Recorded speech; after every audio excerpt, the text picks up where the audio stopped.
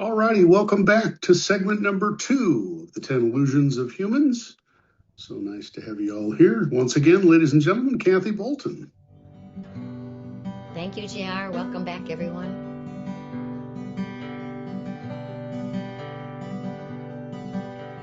Each experience we encounter serves a healing need.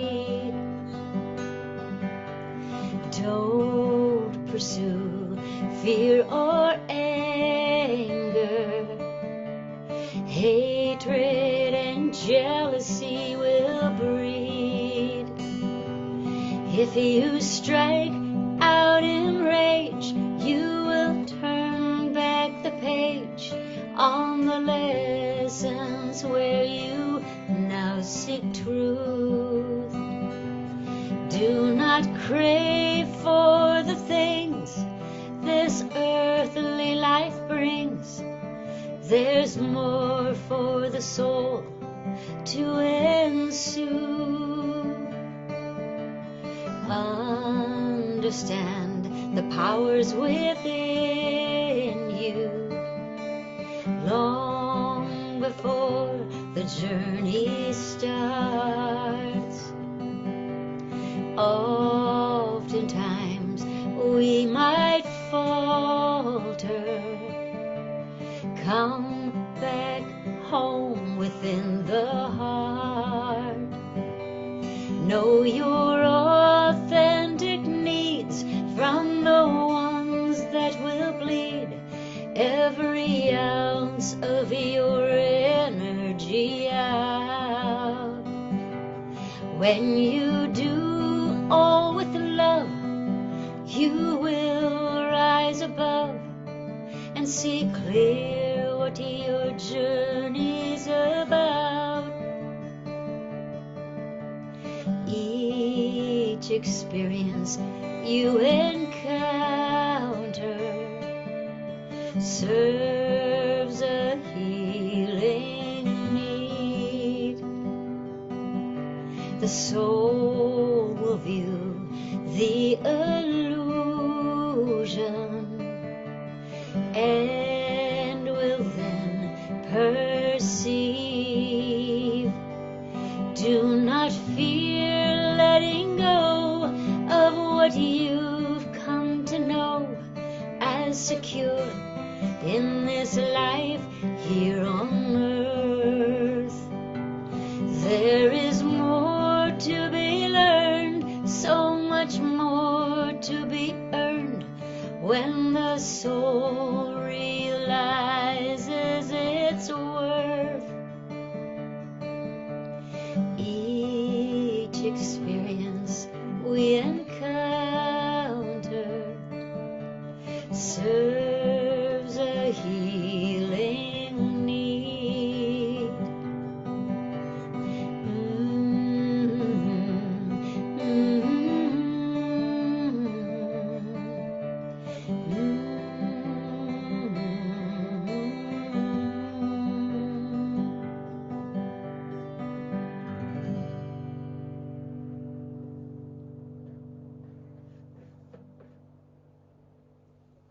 The music of Kathy Bolton.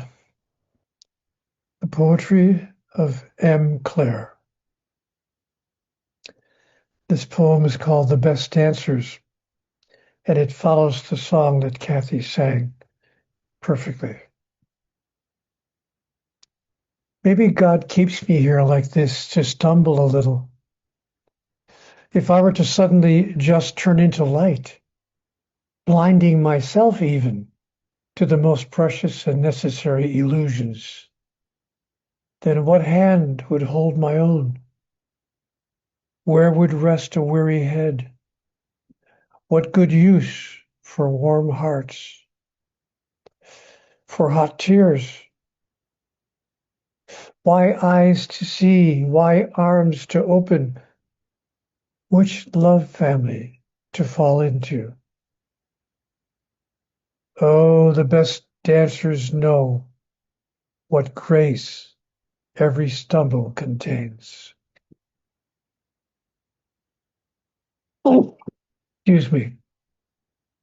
I hope you always remember the last line of that poem. Oh, the best dancers know what grace every stumble contains. Welcome to segment number 2 of our 4-segment online e-treat for this month in your life and mine. An online retreat presented and produced by the Conversations with God Foundation. We're going to look now at the next 3 of the 10 illusions of humans. We looked at illusion 1, 2, and 3 in segment number 1. Let's take a look at illusions number 4, 5, and 6.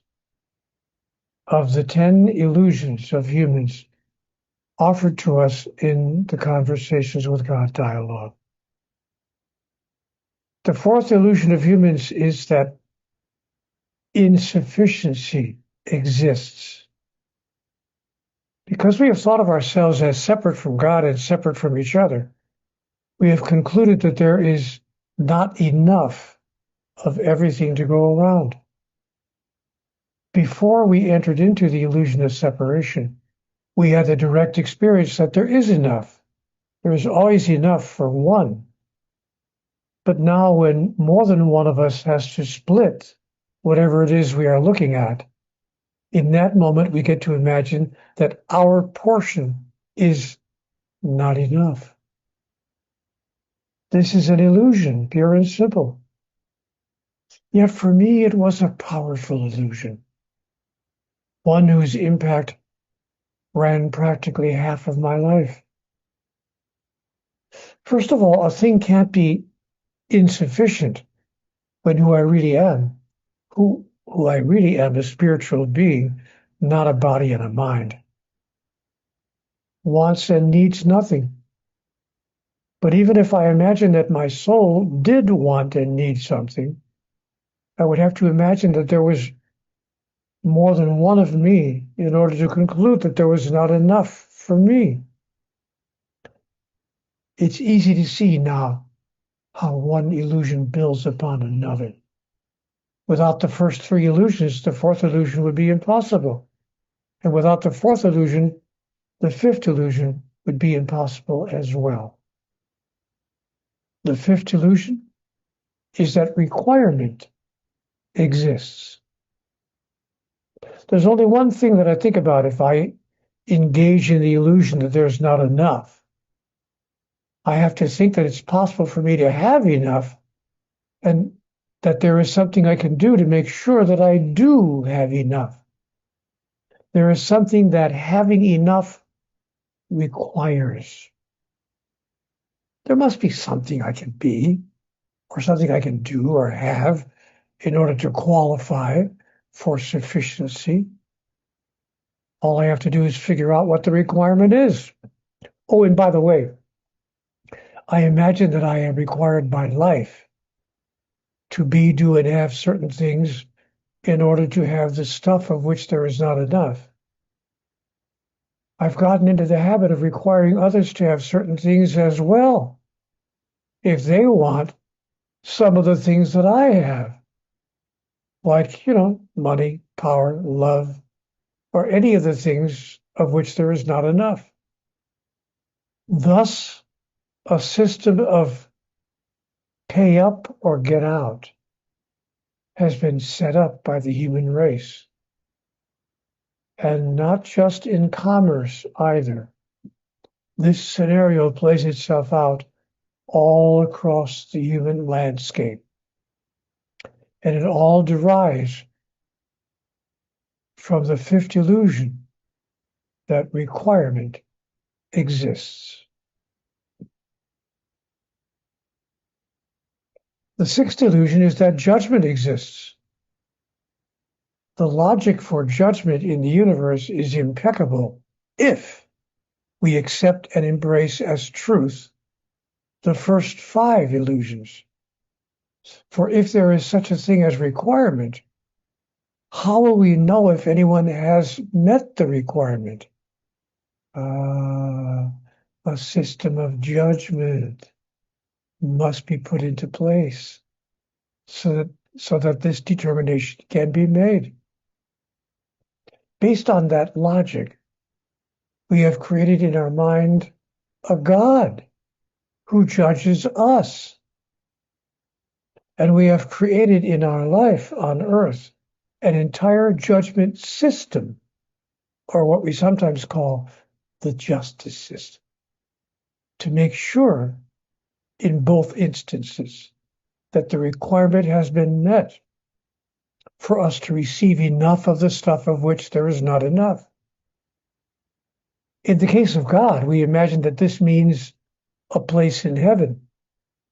This is something that we have to earn. You have to earn your place in heaven. You have to meet the requirement. God only knows what that requirement is, however. I mean, God is the only one who can be sure, because the requirement changes from religion to religion, from time to time, from place to place. Presumably, it changes from planet to planet as well. This can all get pretty confusing, but it does keep the human race on its toes, at least. Unfortunately, not with regard to what people do, but at least with regard to how much they worry about what they have done. Because after all, judgment exists. Illusions number 4, 5, and 6. Just some thoughts to share with you.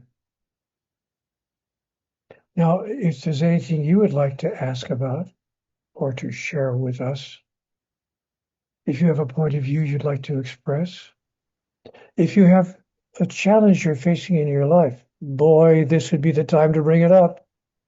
I mentioned earlier in the first segment of our program today, I read a book years ago, many years ago, called Stranger in a Strange Land.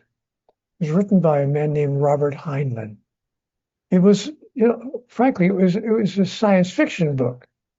It wasn't intended as a spiritual book, as spiritual books go, but it had a lot of spiritual insight because Robert Heinlein created a story, a science fiction story about a person living on another planet who came to Earth, found his way to Earth, and had to try to figure out what's going on this planet. What's this all about? How do people live here? What's going on the planet Earth? And the justice system, love as a transaction, all the many ways that we interact with each other in life on our planet. And after I read that book, the title again, A Stranger in a Strange Land, I really would have given anything to be able to talk to the author of that book. Of course, this kind of program didn't exist in those days. You couldn't just get online and talk to Robert Heinlein. And so it was not possible for me to have that experience. But here we are, you and I, if your life has been touched in any kind of way, in any kind of meaningful way by the Conversations with God books, and there are 9 dialogue books. I'm sure you know that. 9 books in the Conversations with God dialogue series. If your life has been touched in any positive way by one or more of those books, the opportunity for you to explore that, to express it, to look at it more deeply, that opportunity exists right now in our life. So we invite you to raise your hand and chat. Let's have it back and forth. Let's have a 2-way conversation. Actually, a 3-way conversation. Actually, a 4-way conversation. Because J.R. Weston, our head coach at the Conversations with God Foundation, often has insights that he feels willing to share. And our musical minister, Kathy Bolton, will also often find a song on your repertoire that serves the moment perfectly. So let yourself have that conversation with us right now. Raise your hand. Don't make me talk here for the next hour all by myself, because the last thing you want this program to be is Neil talking for an hour without stopping. By the way, I can do that. Ask my wife. She'll tell you. I can absolutely talk for an hour. But We do want to pick back up with Jen where we left off in our last segment. Jen, would you mind raising your hand so we can find you easily and get you back into our conversation here? yeah, I see Jen There there. she is. Yeah. Perfect. Thank you, Jen. Welcome back, Jen. Hello. So Jen was telling us, for those of you who are just joining us now, in our last segment, Jen was the final speaker. She was sharing with us that she has a brother who's gay, and we were chatting about that for a bit. And then she said that she has now formed a friendship, which could turn into a semi, if not a truly meaningful relationship. But there's a challenge in that relationship, she said. Jen, you can correct me if I'm not being accurate, but she said that the gentleman that she has created a friendship with feels uncomfortable with the idea of a person who's gay. And he uses a negative term. I'm not going to repeat it. He uses a negative term that some people use to describe a gay person. And so the challenge is how to move forward in that relationship for Jen when her new friend is not just a little, but pretty dramatically anti-gay, unable to feel comfortable about a person whose sexual orientation is different from his own. I would just add the correction that it's not dramatic. Like he could have a conversation, but he's uncomfortable. Like if we went out to dinner and my brother and his partner were like to kiss in front of him, he would have that would be difficult for him. Yeah, I hear that. I hear that. But he could do business if somebody was in front of him. That would be fine, or just conversation, but just maybe difficulty with public displays of affection and things like that. So I just wanted to correct that because it's Well, not thank you. dramatic. But it's there, right? Thank you, Jen, for that correction. I appreciate it. So what impact do you think this should have or could have in your ongoing relationship with this gentleman? Well, I always want to come from a place of unconditional love myself, and it feels like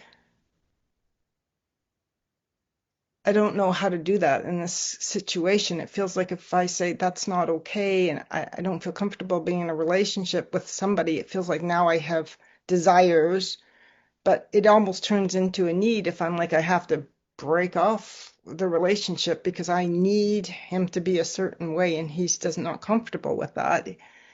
So that's where the confusion lies in me, and I'm reaching out to you to see if I can broaden my bandwidth to make room for people who maybe have some, I don't know what I would call it, but let's say ignorance or prejudice.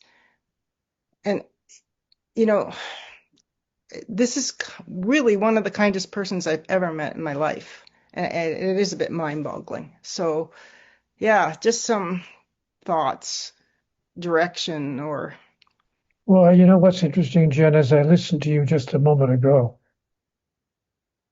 I found myself thinking you just gave yourself the answer because you said that if you have an inner motivation, an inner impulse to be unconditionally loving and unconditionally accepting of another person, then as long as this new friend of yours does not openly or abusively or aggressively or intentionally seek to verbally hurt, I understand, but I'm just to complete my sentence.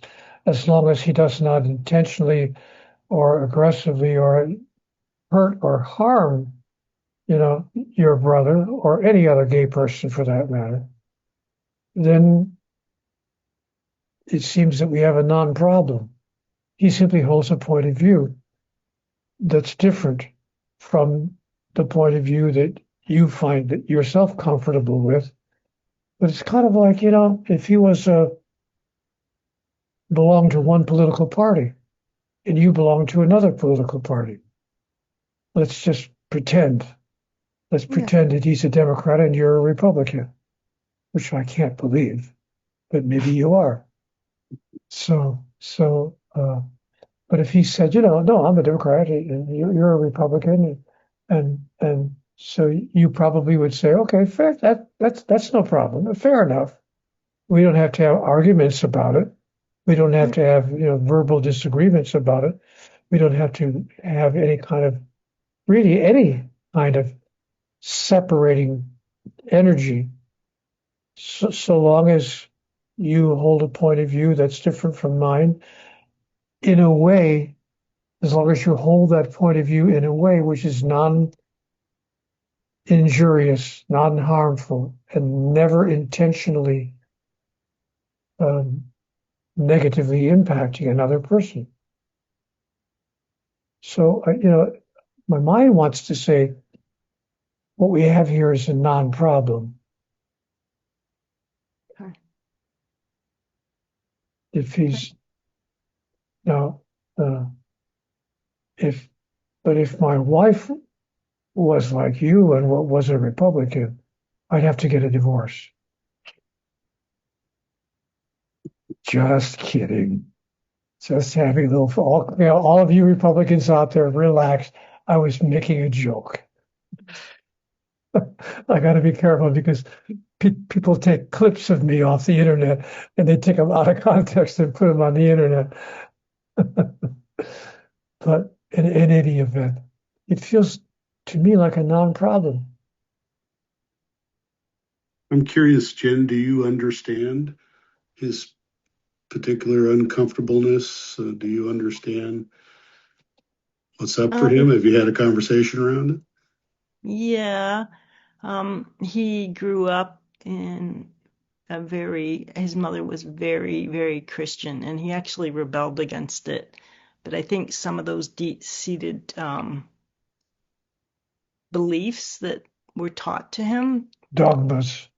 yeah, are still there, and he does challenge them, and I suspect he's challenging what he believes right now.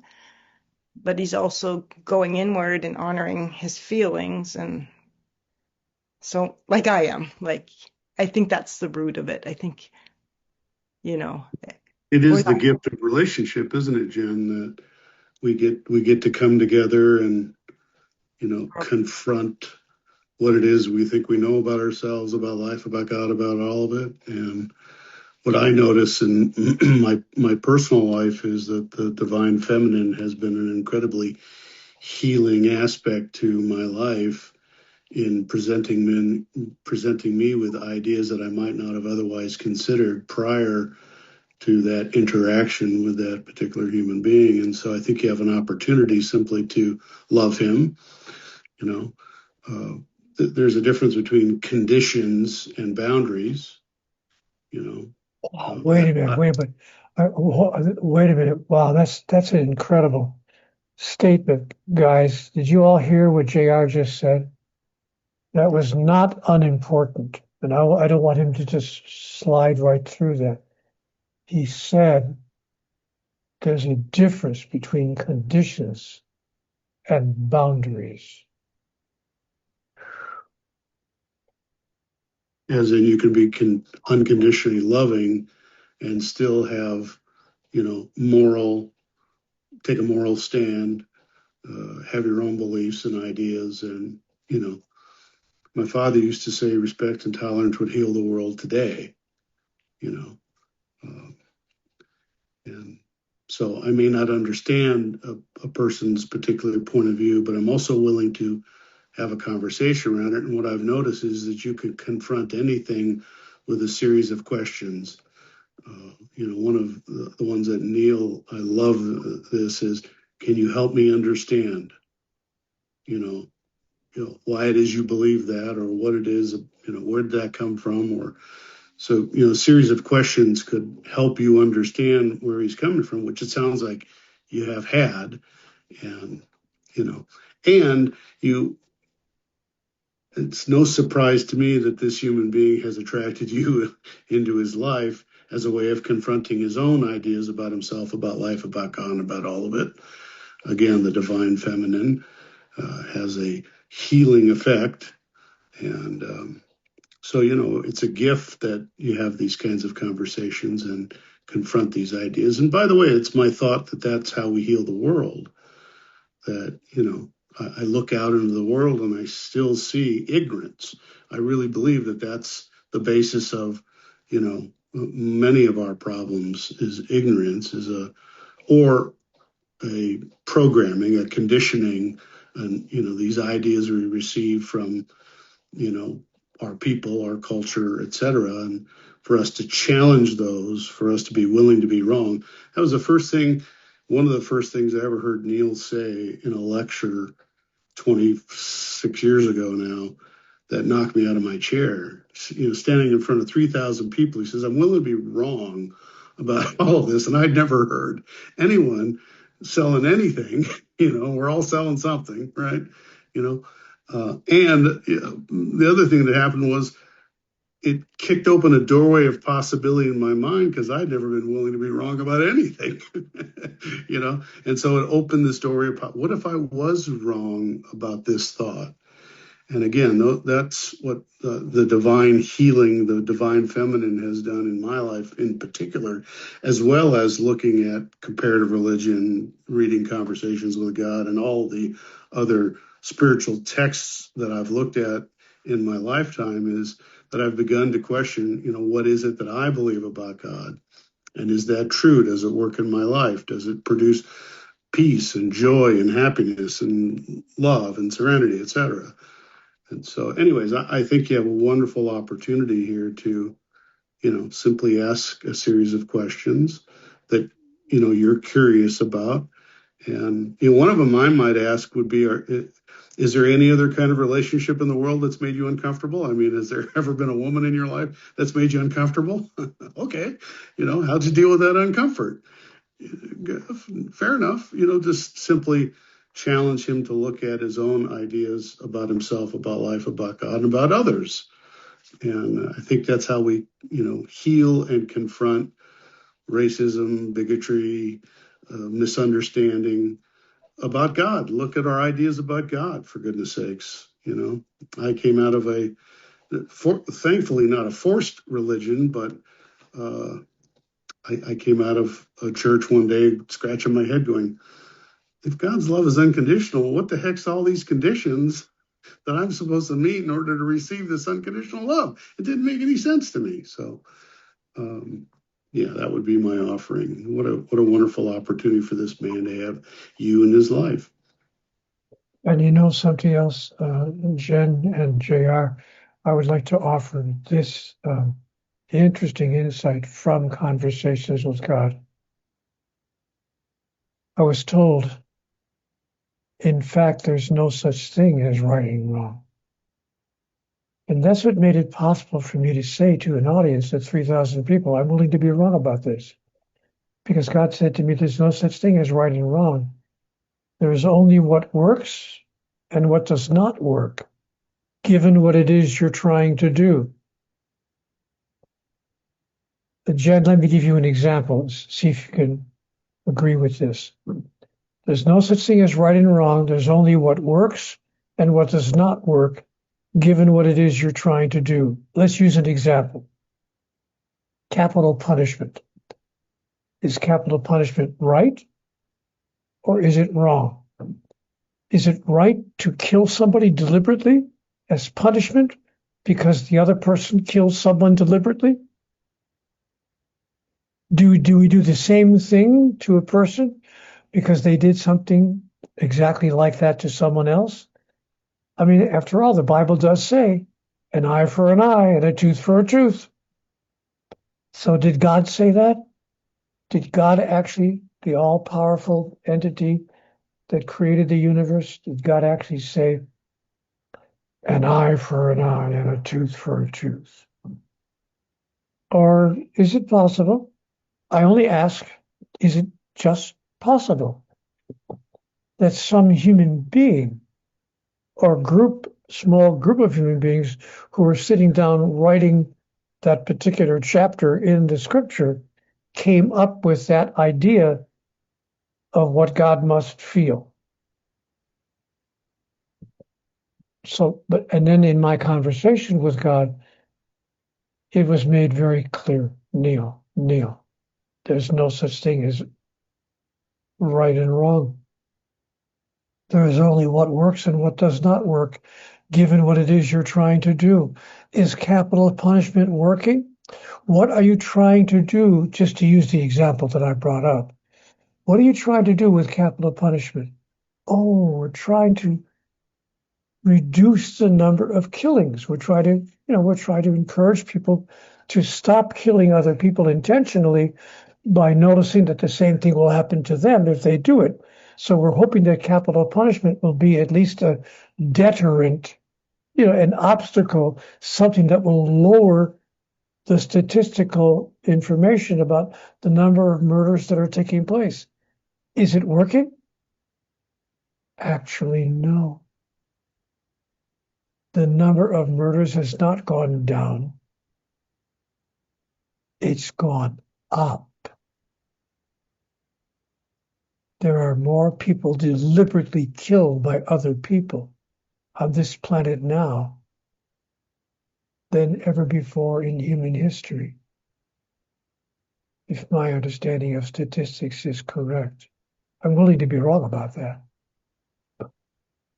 But so there's no, what you may want to suggest to your friend, especially if he was raised in a religious household, you may want to suggest to him that there's no such thing as right and wrong. There's only what works and what does not work, given what it is we're trying to do. What we call, what's interesting, Jen? What we called right 50 or 60 or 80 years ago, we call wrong today. Yeah. And what we called wrong 50 or 60 years ago, we call right today. So right and wrong are what Hemingway would call a movable feast. I would have that kind of a conversation. Boy, I'd love to talk to your friend. I'd have that kind of a conversation with him in 12 minutes. He'd tell me how totally, desperately, and incredibly wrong I was. Or he might say, you know what? This is making a lot of sense. So, by the way, sweetheart, if you ever want to recommend a book to your friend as you become even more closely related to him, you may want to suggest the book, God's Message to the World. Have you seen that book yet? I don't know if I've seen that one. I've definitely read some of your other books. Okay, well, the book is called God's Message to the World, You've Got Me All Wrong. Mm. And it's a powerful book to give to your friend. Yeah. To see and say to him, I'm not challenging you, I'm not inviting you, I'm not asking you, or suggesting that you change your point of view about anything. I just simply offer you this book as just an intellectual excursion. It's an intellectual excursion that would give us something interesting, I think, to explore together and to talk about. God's message to the world. You got me all wrong. And you know how that book came into being? I was doing an interview on the Today Show with a guy named Matt Lauer, and they had me on the program. It wasn't a long interview, like a half-hour interview I had about. It's just a 7-minute quickie interview that they do on the Today Show. But we talked about my experience and so forth. And then as Matt Lauer says to me, "Well, Mr. Walsh, if you claim to talk to God, what's God's most important message to the world?" He said, it would be great if you could put it into one paragraph because we have only 30 seconds left. And I thought to myself, you stinker. You would wait until you knew you had 30 seconds left to ask me the most important question of all time. And I've done enough interviews in my life. I spent years of my own life in radio and television and interviewing people. I know better than to ask the biggest question at the end of the interview. So I thought, what am I going to say to this guy? We're on the Today Show, for God's sake, a major national television program. What am I going to tell him is the most important? And then it came to me. It came to me. I said, Matt, I don't need one paragraph. I don't even need 30 seconds. I can give you God's most important message to the world in 5 words. Matt Lauer, God bless him, looks at the camera. It's just the slightest little touch of skepticism on his face. He says, well, folks, from the man who claims to be talking to God, here is God's most important message to the world. Neil? And I looked at the camera and I said, God's most important message to the world in 5 words. You've got me all wrong.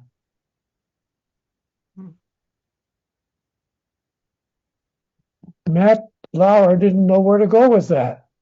He still had a little bit of time left, but I said, Matt, if I'm right about that, if that is God's most important message to the world, our conversation has just begun. If we've got God all wrong, the conversation about God has just begun. On the other hand, if I'm wrong about that, our conversation is over. You can cut to a commercial. Matt Lauer says, we'll be back with more of the Today Show after this word from our sponsor. He cuts to a commercial. So you may want to give your friend a copy of the book, God's Message to the World, You've got me all wrong. Oh, and by the way, if I am wrong about that, guess I'm going to hell. But it says, what's his name? George Bernard Shaw said a few years ago, all the interesting people are there anyway.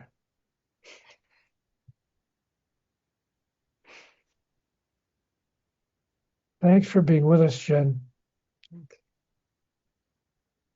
Thank you. I hope it has served you to just have this little exchange with us. Thank you. Yeah, I think it has. Terrific.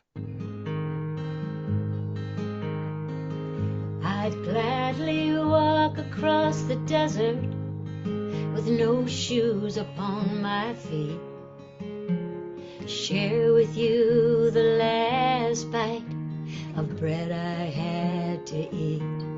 I would swim out to save you in your sea of broken dreams. When all your hopes are sinking, let me tell you what love means. Love can build a bridge between your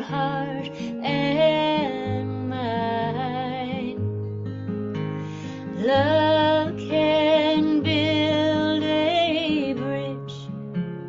Don't you think it's time? Don't you think it's time?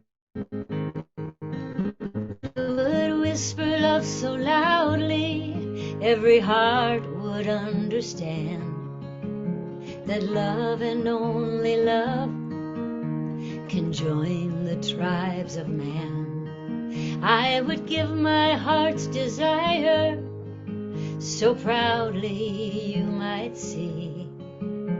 The first step is to realize it all begins with you and me. Love can build a bridge between your heart and mine. Love can build a bridge. Don't you think it's time? Don't you think it's time? When we stand together, it's our finest hour. We can do anything, anything. Keep believing in the power. Love can build a bridge between your heart and mine. Love can build a bridge. Don't you think it's time? Don't you think it's time? Don't you think it's time? Don't you think it's time? It's time. Thank you, Jen, for sharing.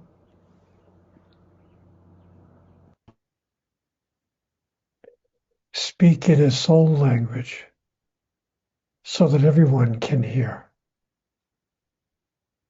Restore this story of humanity with a presence so precious, no words can give it definition. Practice loving so deeply that the word for tears becomes ocean, and the school of compassion is the world's greatest institution. Let no one walk alone on this journey that is ours to share. Speak in a soul language so that everyone can hear. The music of Kathy Bolton, available at kathybolt.com. Kathy with a C, C-A-T-H-Y, Bolton, B-O-L-T-O-N.com. The poetry of M. Claire, M-E-M-C-L-A-I-R-E, M. Claire, poet.love. Two of the contributors to our monthly e-treat. We appreciate their wonderful contributions. If there's something you would like to explore, something you'd like to share, perhaps, maybe one of your own poems, or a thought that you have that you'd like to expand on, or something you'd like to explore more deeply about the Conversations with God material, or a particular challenge that you're facing right now in your life, this is your opportunity to let us connect individually and interactively. Raise your hand. JR will call on you, and we can have a meaningful personal interaction. And we'll be looking at illusions number 7, 8, and 9 as well in our next segment here on the program. JR, who's next? Victoria. Hello, Victoria. Welcome to the space. Nice to have you here. Let's get you unmuted, and there you go. Now we hear you. I did it. Hi. I do have a little, just recovering from laryngitis, so I sound a little weird. So sorry about that. But, and so the song that was played at the very beginning of this had a line, and it says, each experience we encounter serves a healing need. So that's my challenge because I don't see a healing need in the experience that I had. So, and I really struggle with it big time.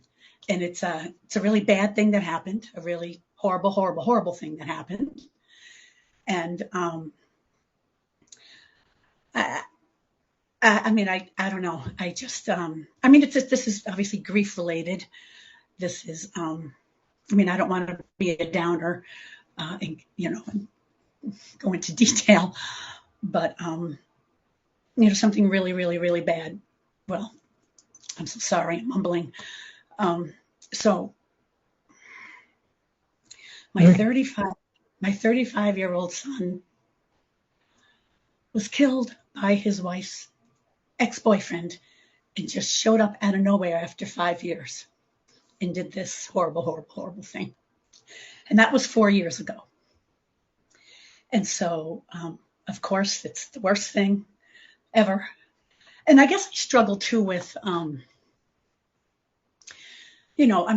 people die of 15,000 million things, diseases, accidents, sickness, the things. But when one person does something like that, it obviously didn't have to happen. And so I have a hard time, saying that there isn't evil and, that there isn't, wrong and right, because that was wrong. So so that's kind of where I am. It's a tough one. I really hear you, of course, Victoria, naturally. I wouldn't want to suggest that it was not wrong for that man to do what he did by our human standards. That, of course, is not appropriate. Not even by any spiritual standard is that appropriate, obviously. So I think the statement, there's no such thing as right and wrong. There's only what works or does not work, given what it is you're trying to do, is meant, philosophically. What works and what does not work, given what it is you're trying to do. I assume the man who did this has been captured. Correct. And, thank God. And I assume he's been, tried and convicted and sentenced to prison. Yes.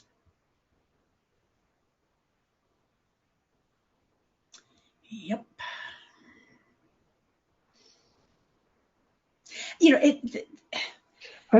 Go ahead, please. No, I don't know. I mean, I'm sure. I'm never gonna heal from this. I don't think. I mean, this is, it's grief, and it'll follow me for the rest of my life, and all of that. I get that. I don't let it consume me anymore. I mean, we're 4 years out, and I don't really talk. I don't talk about it because obviously I fall into a puddle on the floor whenever I do. So, and I can't obviously change anything. And I guess I wonder about sometimes, people say, well, what's the lesson in it for me? For me, what lesson did I need to learn? Or really, the family. I mean, it's not just me. It's his brother and his sister and his wife.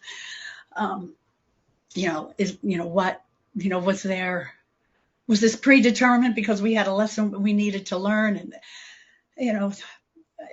I hear all these things. I think about all of these things. I don't know. So did I learn how to lose a son? Yep, I sure did.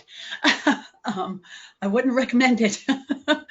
So it's just it's a tough one. That's all.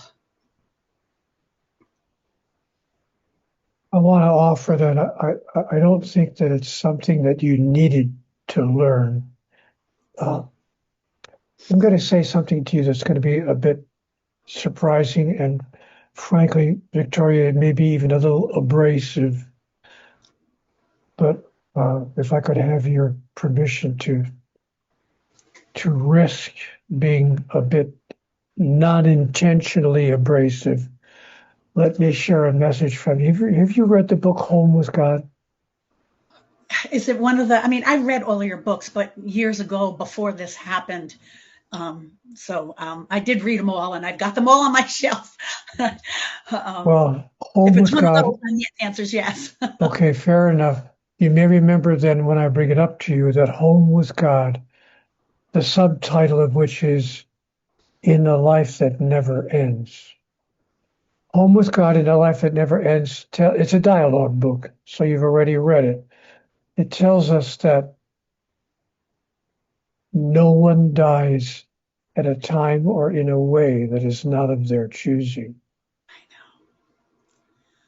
Yikes. It's tough. That's a tough one. It's a very challenging truth for us to embrace. That doesn't mean that they. Please go ahead. What were you going to say? What would be the reason for that? I mean, if you're going to choose the way Yeah, that happened, yeah, what's the why? I mean, who's what? Why? yeah, yeah, yeah. It's a fair question, of course.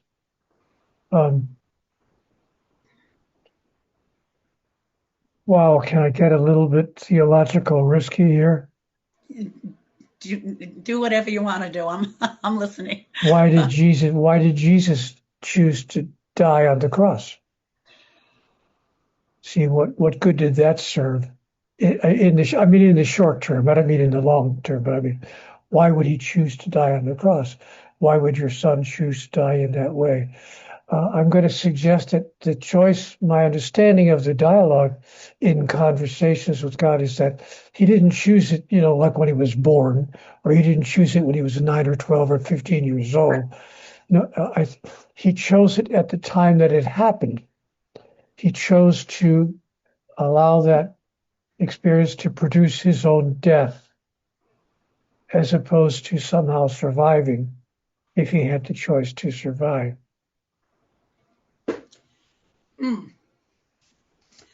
That's interesting. I don't know. And how I feel about that. if it's true that no one dies at a time or in a way that's not of their choosing, then we of course ask the question, why would he choose that? And there could be multitudinous reasons, all of which would be, this is hard for me to say, but I've got to say it because it's coming to me. The extraordinary divinity and generosity of his own soul. If he felt that choosing to depart his physical body in this incarnation, of course, he knows that there's more than one incarnation. And so he knows he can come back into the physical realm if and whenever he chooses to. But if he chose to leave this particular incarnation as a means of assisting others in healing, as a means of assisting other souls in moving through their own process of ultimately self-forgiveness, self-recrimination, self-healing.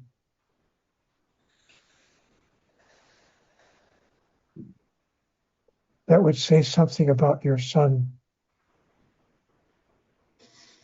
that would be extraordinary. Well, he was pretty special. I'll tell you that. He was I, he was a surgical PA. Um, just really just the best of the best. But yeah, I mean this person did the whole out of nowhere after 5 years. I mean we're thinking that the fact that she got remarried triggered this. I'll just call him a POS. And he did the stalking thing for a couple days and stuff like that. But anyway, the details are not important. But he was pretty. He lit up a room for sure. But, okay, that's good. I think your son left. This is something that I'm simply being, I want to say, being inspired to share with you. I think that your son left as a means of engaging deeply, helping this other man deeply engage in his process of resolving, excuse me, resolving his anger, resolving his own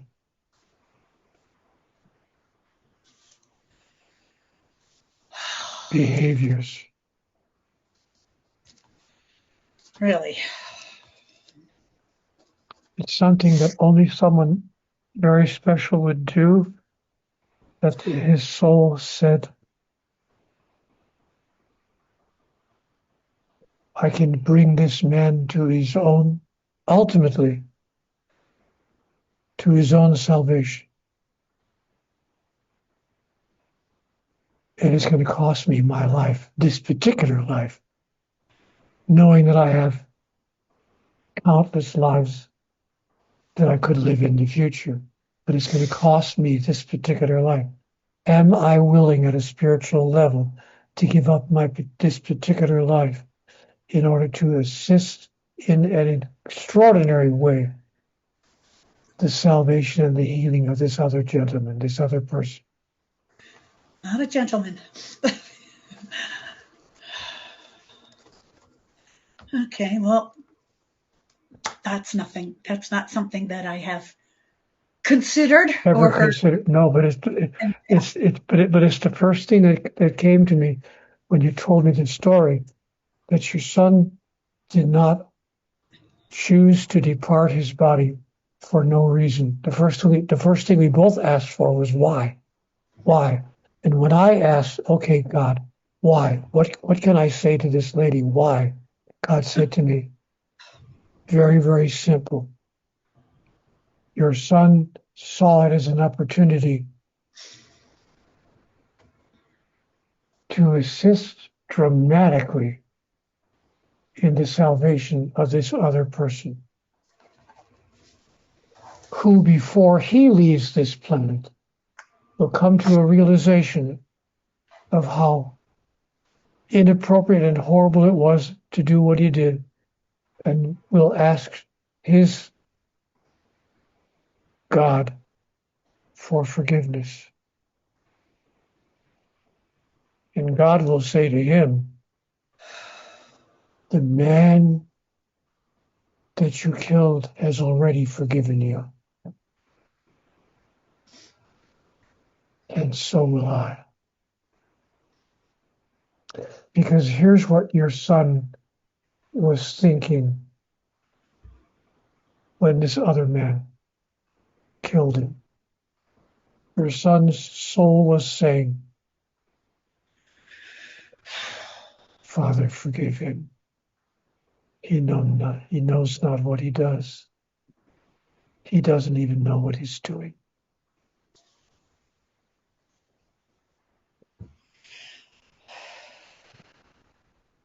That's the message of a soul that is advanced far beyond their need to inhabit a particular physical body.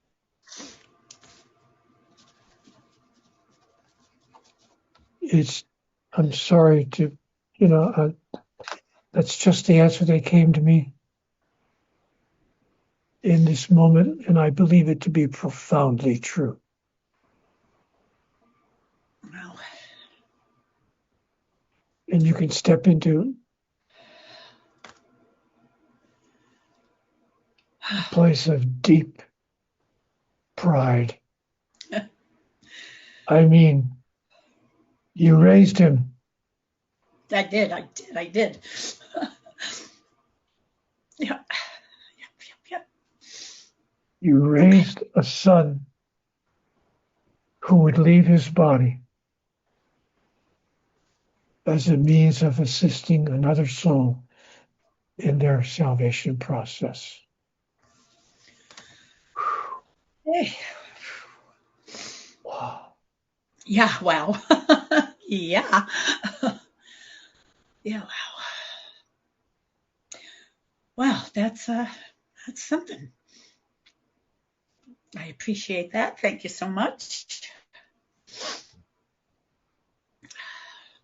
Welcome, Victoria. Thank you for your transparency and your openness in being willing to share this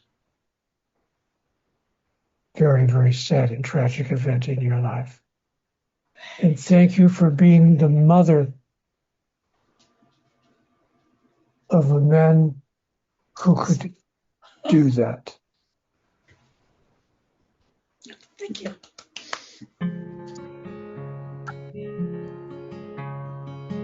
Victoria, my heart is with you.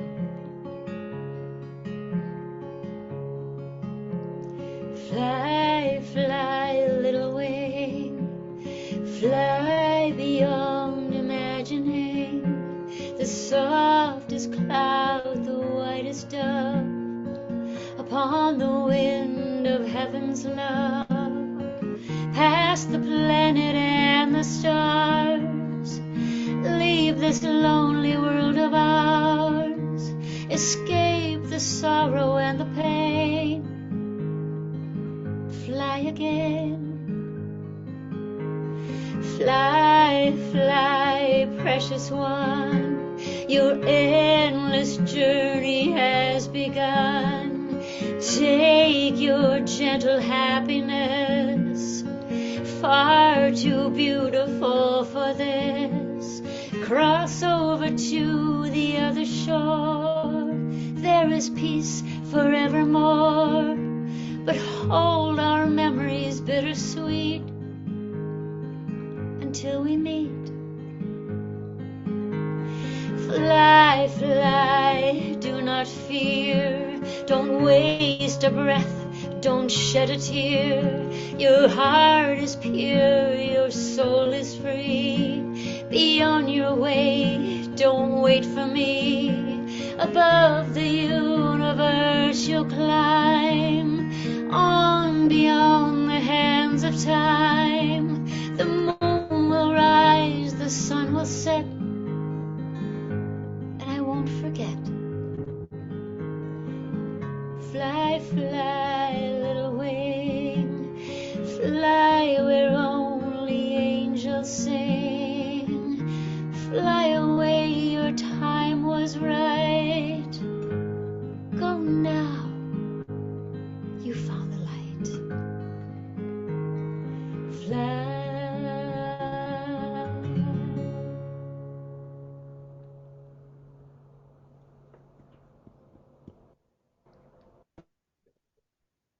Thank you, Kathy.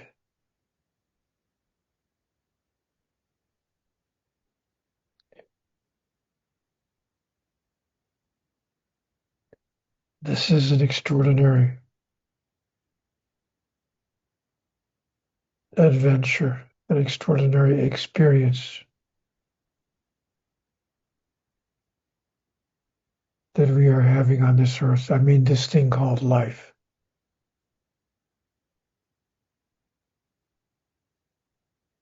And the soul often makes decisions that are in the best interest of another.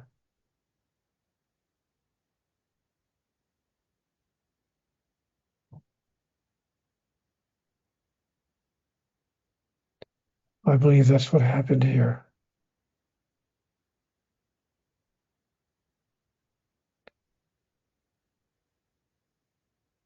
JR, who's next?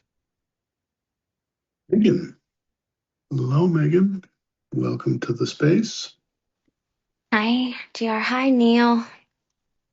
Hello, Megan. How can I serve you? I would like to know directly from God what God would like me to know and the rest of us about what is happening on the planet globally.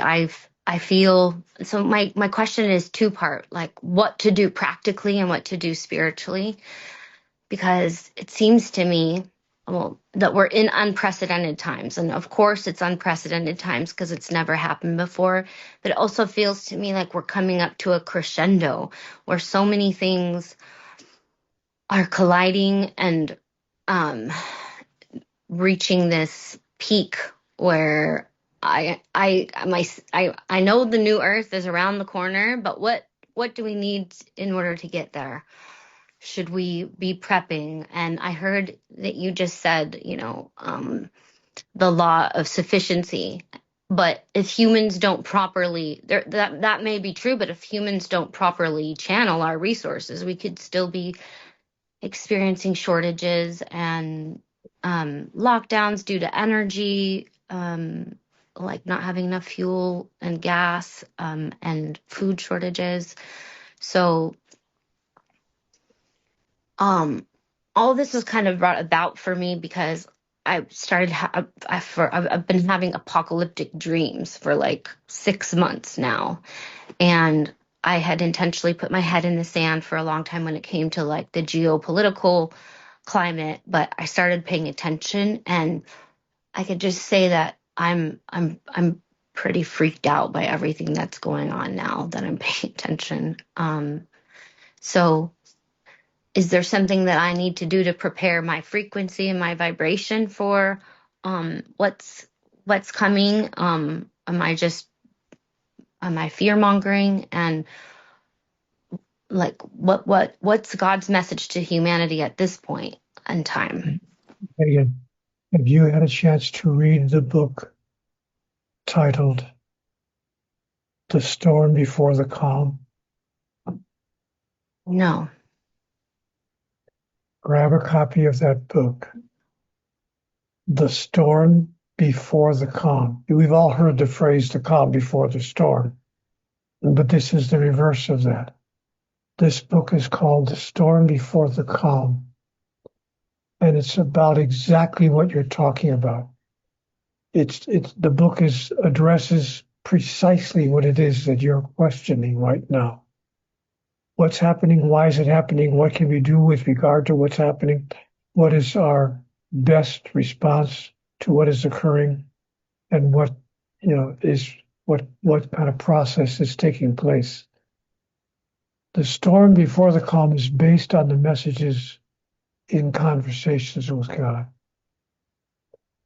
It's a book that I was inspired to write a number of years ago because it foresaw, it predicted what's now occurring. Not specifically, not in direct terms, but in broad general terms, it predicted that we are going through the storm before the calm.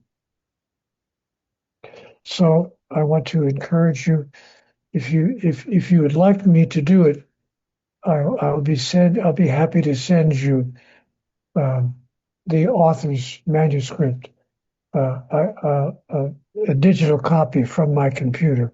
I won't ask you. You can have it as a gift, but you just drop me a note and say, Neil, I demand that you send me that book, and I will send you by return email my author's manuscript, so you can read it. You can just print it off from your computer, and read it, I think that you'll find it to be perfectly suited to the question you just asked me. So if you want to, do you know my email address? You do? Okay, Yes, of course. good. And drop me a note and demand that I send you the manuscript to that book, and it will be in your hands before the evening is over tonight. And you can begin reading it this weekend. I think you're going to open it up and you're going to say, my gosh, it's a direct answer to my question. Okay. And then if you have anything more that you'd like to discuss about it, you can join me on our Monday or Thursday weekly visits and ask me whatever question you may want to ask. Okay. Thank you, ma'am. Thanks, I'll Megan. just add one thing, Megan, because we know you and is not your first rodeo here with us, is to continue to heal every wrong or small thought that exists here. Fall madly and deeply in love with yourself, which of course you've demonstrated in the work that you've done, and allow that to simply flow out of you. I heard you say something interesting. What is coming? Forget what is coming and decide what is coming. Be the change you seek to see in the world. And love is always the answer. Love is the healing force that's exactly what all of this is about, is fall madly and deeply in love with who you really are, see yourself as God sees you, and then see everyone else as God sees them and remind them. And then together, as we work together in that space of love, we heal, because any quote unquote tragedy that might occur, any shortage, any of it is simply an opportunity for us to remember who we really are, for us to see each other, for us to help each other, for us to love each other. And so anyways, I see you. I've watched you show up here and transform your life into this amazing presence that you are.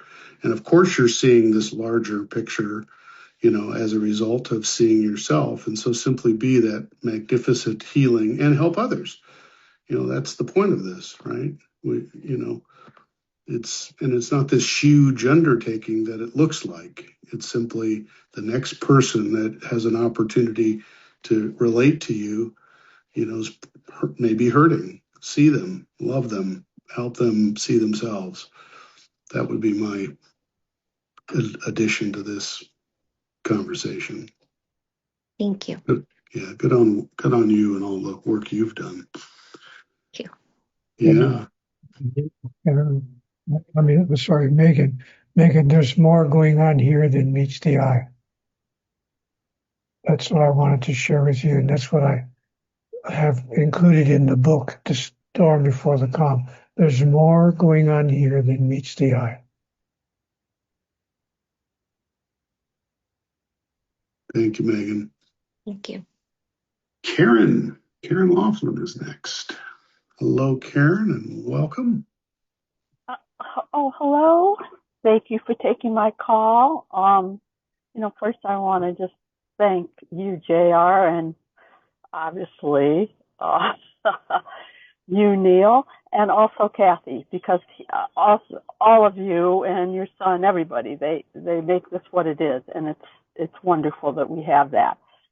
My question might be related to the last one, because I'm a little bit troubled by this war in Iran, and I'm not sure how I should feel about something like that. Meant to be any role that we all should be playing, or did God talk about wars and what they mean? Karen, I'm going to invite you to take a look at a couple of words you just spoke. You used the word should.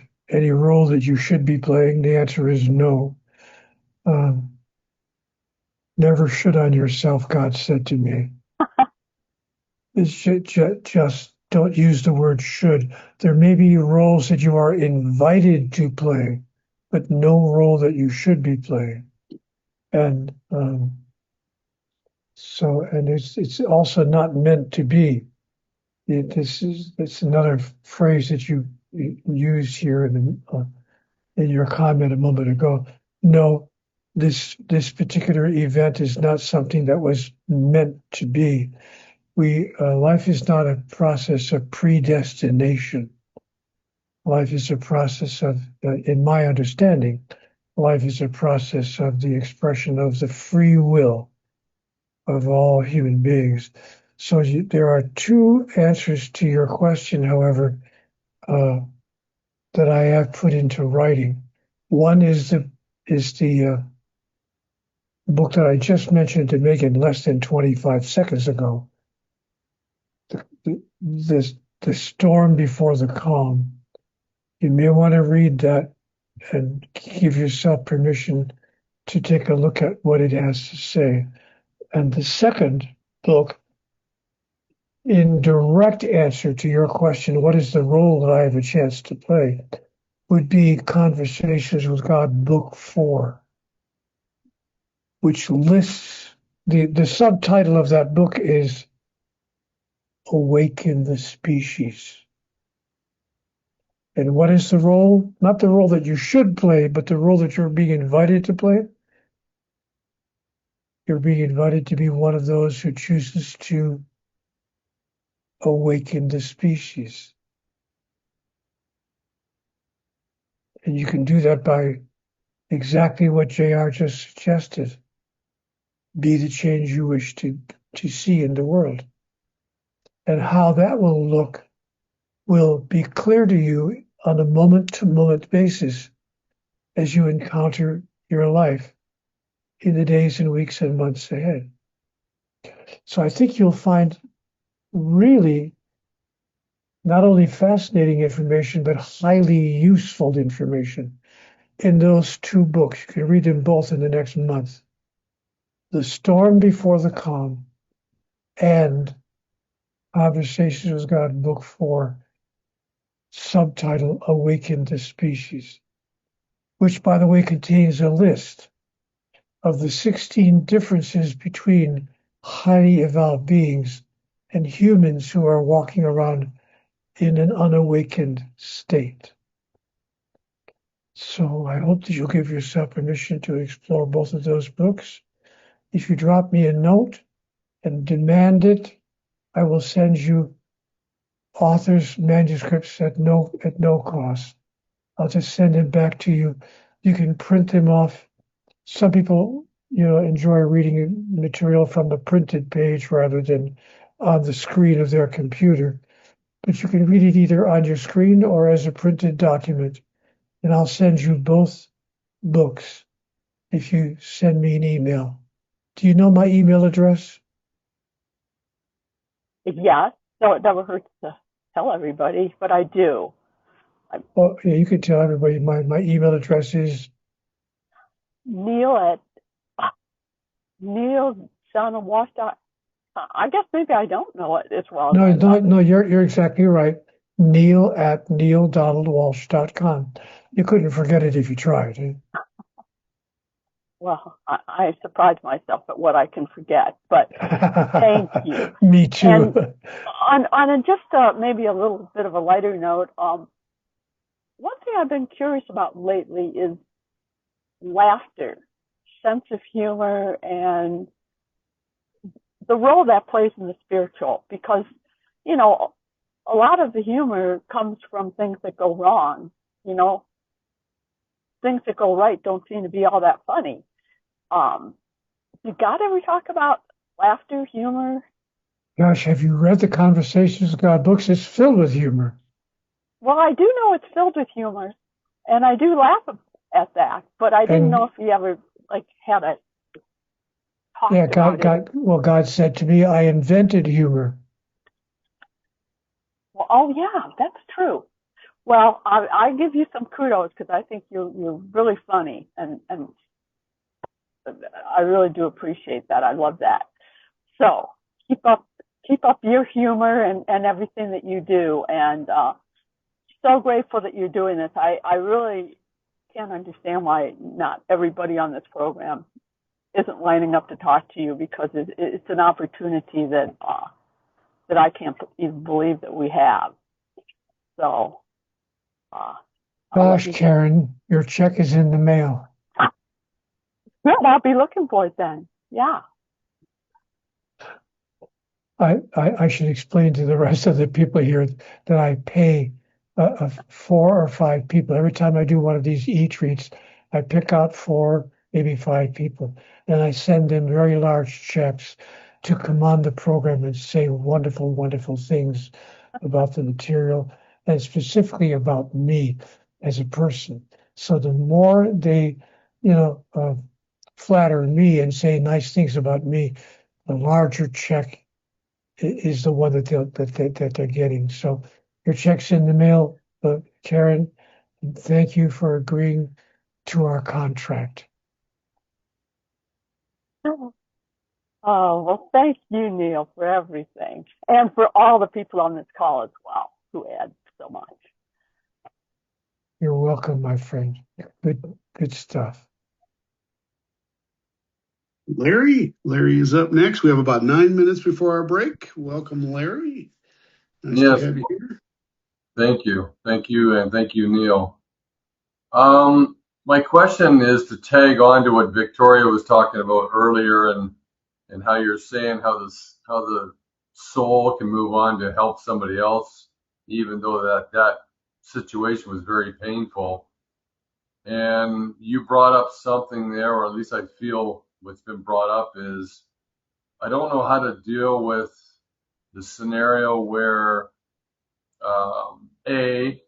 my brother had passed away at the age of 49 due to a head-on collision himself on a motorbike with his son on the back of the motorbike. He was coming on a highway, and there was a dump truck that immediately had come to a stop, and he ran into the back of the dump truck head on and instantaneously broke his neck, and his son flew off the bike and into the ditch.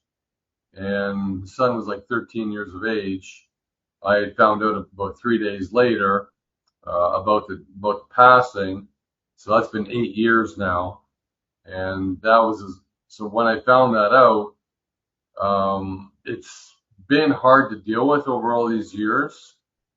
I mean, I visit his grave quite often, and we had just recently gotten back together after years of separation when he was given up for adoption by my dad back in our early days, just simply due to affordability. And then we had gotten back together and slowly re-evolving. And so now I've been doing my best to reach out to his kids, and there's been no return contact, as much as I've been trying to reach out to them since that funeral. And we do look like twins, though, if you put us side by side. And I'm really grappling with, where I sit, or how to manage this grief, if you will, in wanting to try and connect and to see where they're at physically and mentally through all of that, and where the soul how the soul has played in his role. His name was Joe, and I'm just trying to rest with that. And even though I've asked for speaking to Joe's soul, if you will, to say, hey, allow me to connect with your kids, your son and daughter, to heal that, if you will. And I just want to bridge that, and I really don't know how to do it. I've been asking and praying for like 8 years, and I just want to put closure on that, or at least reunite the family in some way.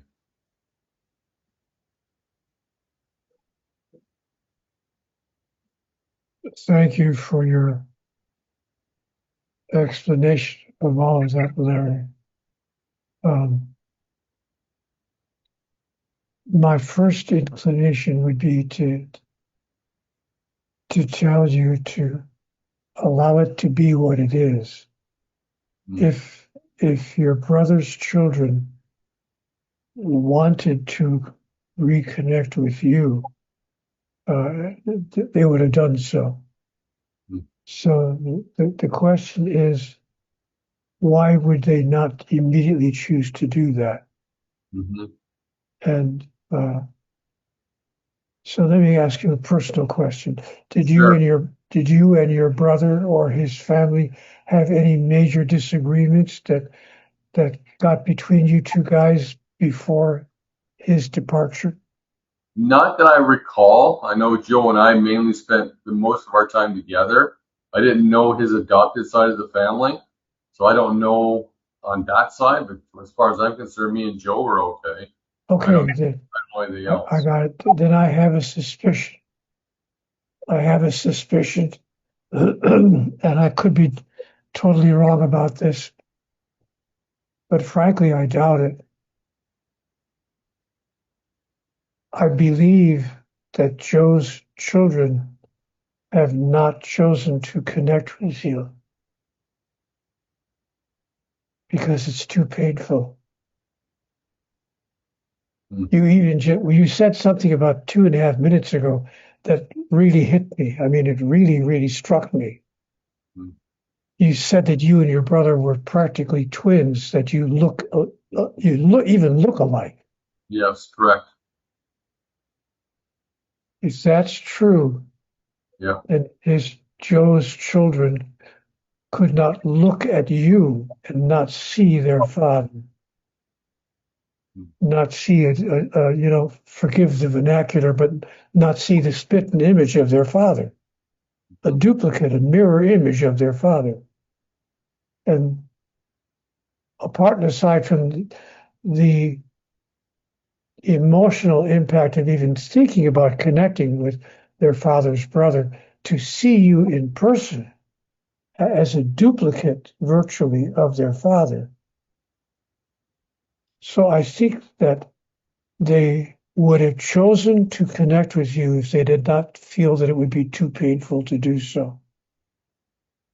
I would therefore do what you're doing, honor their decision, let it go at that. I would cease continuing to try to make that happen. Mm. I would just let it go and let them have the peace of their acceptance of the shocking and sudden departure of their father without having to continue to process it through their interaction with you. Because obviously, if they reconnect with you or if they connect with you for the first time, they're clearly going to have conversations about their father that they could have with no other person like they could have with you. True. True. And that could create for them more pain than they're willing to endure. So would they have internal trauma though, like not being unresolved over this?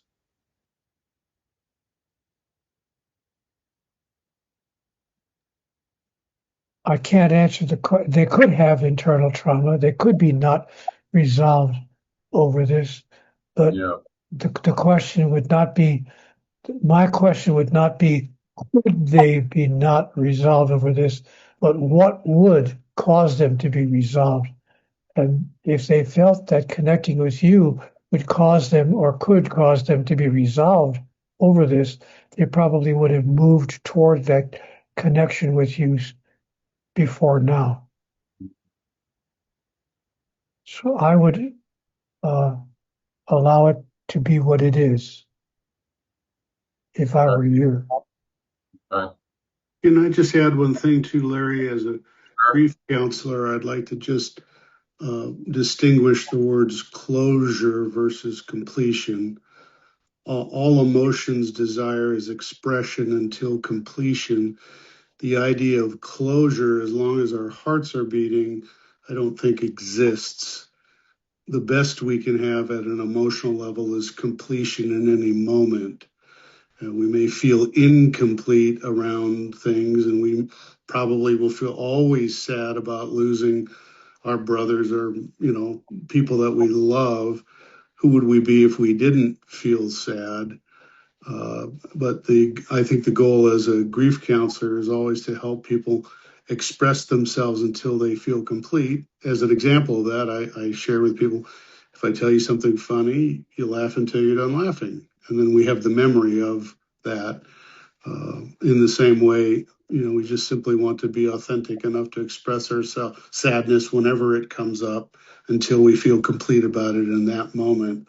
The idea of it then resolving or going away, I don't think that's possible, just from my grief training. By the way, I would recommend anything by Elizabeth Kubler-Ross in and around grief and loss. And I would also recommend a book called The Grief Recovery Handbook by John James and Russell Friedman, two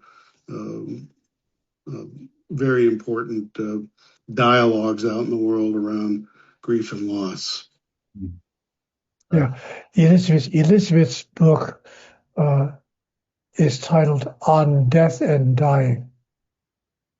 And you may or may not know this, Larry, but I worked on her staff for several years. I worked personally at a day-to-day basis with Elizabeth as her personal staff assistant. So that book contains a lot of insightful information. All right. Thank you. Thank you. You're welcome, my friend. Thanks for joining us. Guys, our particular segment has concluded. We'll be back here at the top of the hour for segment number 3, during which we'll look at the illusions, number 7, 8, and 9. Okay, so come back here in 30 minutes.